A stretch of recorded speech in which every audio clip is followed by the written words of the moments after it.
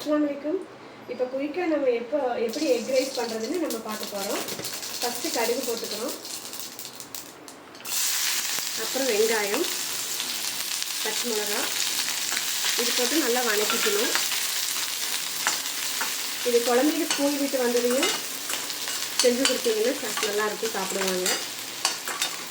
இதுக்கு நம்ம தக்காளியெல்லாம் எதுவும் போட வேண்டிய தேவையில்லை. வெறும் வெங்காயம், பச்சை மிளகா.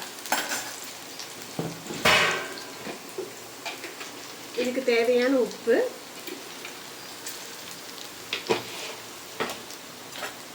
உப்பு போட்டு நல்லா வதக்கிக்கணும்.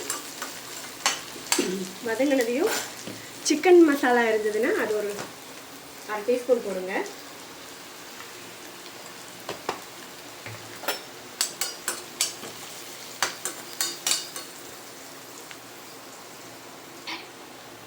கால் டீஸ்பூன் மஞ்சள் தூள் போட்டுக்கோங்க. மஞ்சள் தூள் போட்டு நல்லா ஒரு வதக்கிட்டு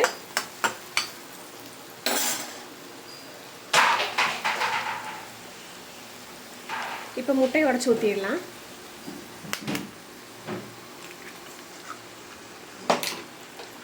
நான் 2 முட்டை ஊற்றுறேன். இது சும்மா சிம்பிளாக தான், நம்ம ரொம்ப மசாலா ஐட்டம்லாம் போடுறதில்ல. முட்டை போட்டு நல்லா வதக்கிக்கலாம்.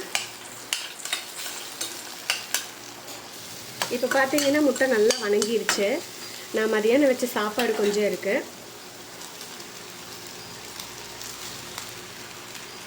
உங்களுக்கு எவ்வளோ சாப்பாடு வேணுமோ அந்த அளவுக்கு போட்டு நல்லா கிளறி விட்டுக்குங்க.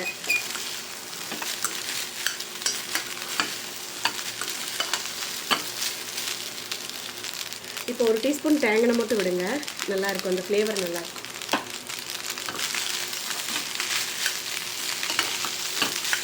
அவ்வளோதான், முட்டை சாப்பாடு ரெடி.